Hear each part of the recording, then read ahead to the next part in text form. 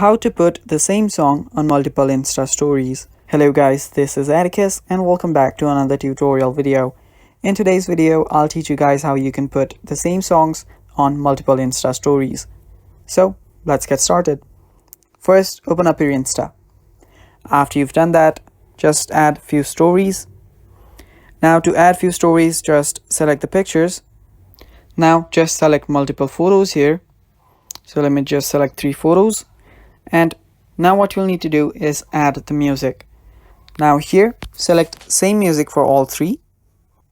Now after you've added the music on the first story, just go to the next picture and tap on the music icon on the top. Now select the same music here too.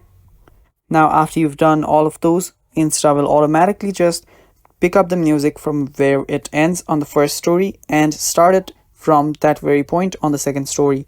Now when you add it to the third music, that is the third story too, it does the same. And you can simply add the story and tap on share and done.